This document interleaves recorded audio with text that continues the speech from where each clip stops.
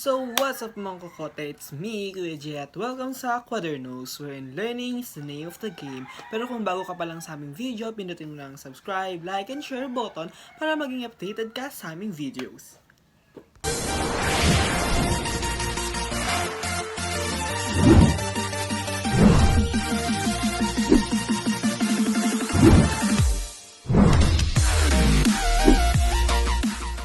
What's up mga Kokote? Another educational vlogs na naman tayo. Pero for this day, we will be dealing with Araling Panlipunan and the topic is Araling Asyano. So, ano nga ba ang meron sa Araling Asyano? So, kung gusto mong malaman, i-continue mo lang tong video na to para magkaroon ka ng karagdagang kaalaman ukol dito. So, alam mo ba na ang Asya ang kontinenteng may pinakamalaking dibisyon na lupain sa ating mundo dahil ang ating mundo ay mayroong 7 malalaking kontinente. Una na ang Asya, sunod ang Europa, Africa, Hilagang Amerika, Timog Amerika, Antarctica, at ang huli, ang pinakamaliit ay ang Oceania. Ang Asya ay mula sa Aegean word na asu na nangangahulugang sinisikatan ng araw, bukang liwayway at silangan. So ito ay unang ginamit ng mga Griyego upang tukuyin ang maliliit na rehiyon na pinakamalapit sa Europa, ang Asia Minor o Anatolia na bahagi na ngayon ng Turkey, at hindi ang buong kontinente, at ang malawak na talampas nito ang Asia Major. So ano nga ba ang dahilan kung bakit natin ito dapat pag-aralan? Una sa lahat, maliban sa pagiging Pilipino, tayo ay mga Asyano. Ikalawa, ang Asya ang pinakamalaking kontinente sa mundo. Ikatlo, ang Asya ay kilala sa katawagang duyan ng sibilisasyon. Yan. So, ikaapat, sa Asya matatagpuan ang mahigit na kalahati ng kabuuang populasyon ng daigdig na umaabot ngayon sa 6 na bilyon. Ikalima, sa Asya umusbong ang dakilang relihiyon at filosofiya. At huli, ang Asya ay may 48 independyente at may kapangyarihan na estado. So, dumako naman tayo sa tiyak na lokasyon ng Asya. So, ang Asya ay nasa humigit kumulang 10 degree sa timog hanggang 70 degree sa hilagang latitude at mula naman 11 degree hanggang 175 degree sa silangang longitude. So, sa makatuwid, ang lawak ng Asya ay may abot ng hanggang 100 degree latitude at 164 na degree sa longitude. So, ito ay matatagpuan sa hilagang silangan ng ating mundo. Para sa inyong kadagdagang kaalaman, ang Asya po ay mayroong 5 rehiyon. Unang silangang Asya na binubuo ng 6 na bansa, ang Timog Silangang Asya na mayroong 11 bansa, ang Timog Asya na mayroong 7 bansa, ang Kanlurang Asya na mayroong 16 na bansa, at ang Hilagang Asya na mayroong 8 bansa. So ano-ano nga ba yung 6 na bansa na binubuo sa Silangang Asya? Syempre hindi magpapahuli ang Mongolia, China, North Korea, South Korea, Japan, at Taiwan.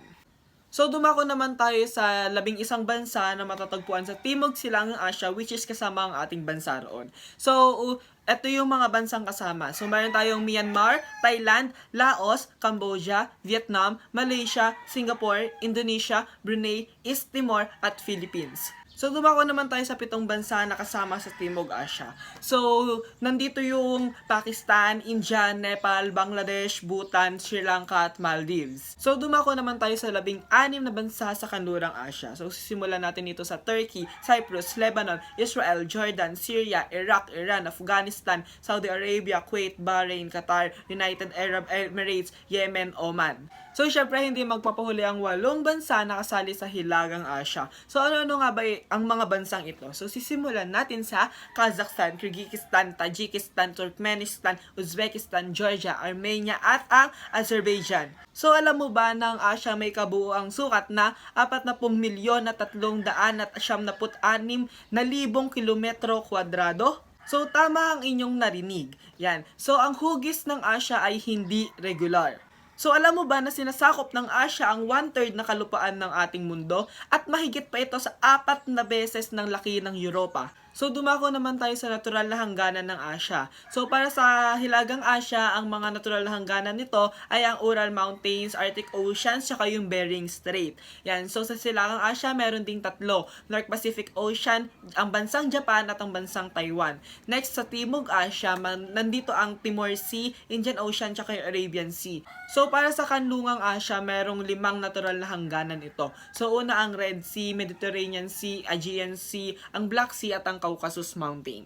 So, dumako naman tayo sa 10 katangiang pisikal ng Asya. So, unang-una sa lahat ng ugnayan, ito ay ang bigkis o tulungan para sa kapwa. Ikalawa ay ang tao. Ito ang pangunahing tagalinang ng kapaligiran para sa kabuhayan. Ikatlo ang kapaligiran o ang kalikasan at ito ay ang ekolohikal na komposisyon ng daigdig. So, ikaapat ang kabihasnan. So, dito ay ang maunlad na yugto ng kulturang panlipunang moral at kultural. So, ikaliwa ang heograpiya. So, ito ay ang pag-aaral sa katangiang pisikal ng mundo. So, ika-anim, ito ay sinauna dahil sa ating mga katutubo at mga tagapagsimula.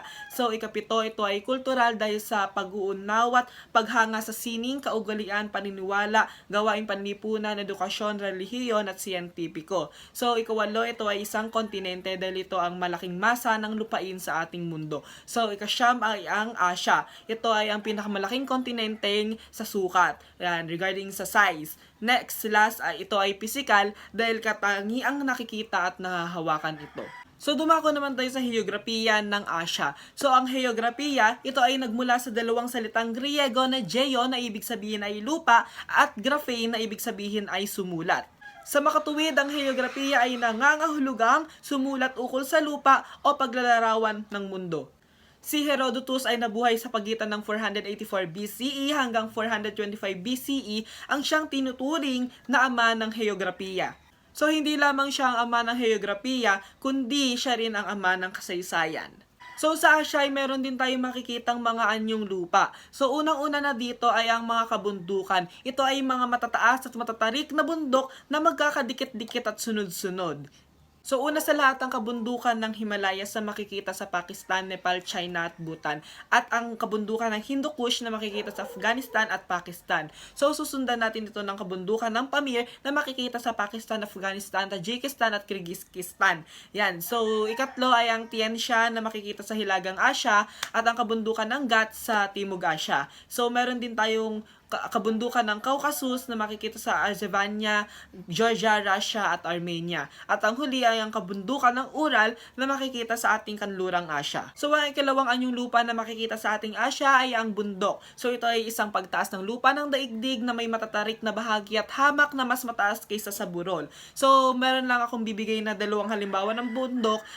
Ito ay ang Mount Everest na makikita sa Nepal at China at ang Mount Kanchenjunga na makikita sa Himalayas. So, dumako naman tayo sa ikatlong uri ng anyong lupa na matatagpuan sa ating Asya. So, ito ay ang bulkan. So, ang bulkan ay isang uri ng bundok sa daigdig na kung saan ang tunaw na bato ay maaaring lumabas mula sa kailaliman ng ating daigdig.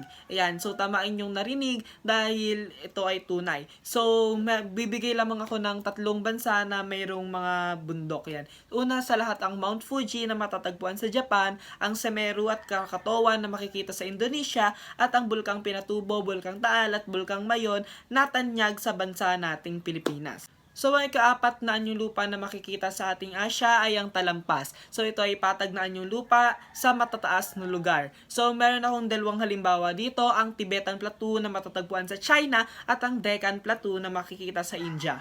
So, ikalawang anyong lupa na matatagpuan sa ating Asya ay ang lambak. So, ito ay isang kapatagan na napaliligiran ng mga bundok. So, meron ulit akong 2 halimbawa, ang lambak ng Ilog Wangho sa China at ang lambak ng Ilog Tigris at Euphrates sa Iraq. So, ang ika-6 na anyong lupa na matatagpuan sa ating Asya ay ang kapatagan. So, ito ay isang lugar kung saan walang pagtaas o pagbaba ng lupa, patag at pantay ang lupa rito. So, ang halimbawa natin dyan ay ang Indo-Gangetic Plain sa India. So, ang sunod na anyong lupa naman ay ang disyerto. So, ang disyerto ay isang mainit na anyong lupa. So, meron ako ditong 4 na halimbawang disyerto. Unang-una sa lahat ang Gobi Desert na makikita sa Mongolia, ang Taklamakan sa China, ang Karakum sa Turkmenistan, at ang Rub al-Khali sa Saudi Arabia. So, isunod naman natin ang kapuluan. So, ang kapuluan ay yung mga grupo ng iba't ibang pulo. So, nandito ang Indonesia at Pilipinas. So, ang huling anyong lupa na matatagpuan sa ating Asya ay ang tangway. So, ito ay pahaba at nakausling anyong lupa na naliligiran ng tubig. So, may 3 tayo halimbawa, ang India, Korea at Arabia. So, what's up mga kokote? So, dito na nga po nagtatapos ang ating lesson about sa Araling Asyano. Yan. So, kung may bago kang natutunan, please let me know sa comment box. At kung may suggested lesson ka pa, so, please let me know para yun naman yung isunod kong ituro para sa'yo. Ayan. So, this topic nga pala ay napag-aaralan ko noong grade 7 ako with my AP teacher at class advisor nung grade 8 ako na si Miss Jeneline Ocamposid. So, hi, ma'am. So, shoutout sa'yo, ma'am Jen. So, nasa Taiwan na po siya ngayon. Yan. So, naghahanap na siya ng fossils doon. Joke lang. Ayan. So, etong AP na to kasi, madali lang kasi siya. Yan. Pero, in terms, pag nag-exam na, mahirap na kasi ang daming terms, naghahalo-halo, nag-jumble-jumble. Ayan. So, it's me again, Kuya Jay, at welcome sa Quadernos when learning is the name of the game. So, bye!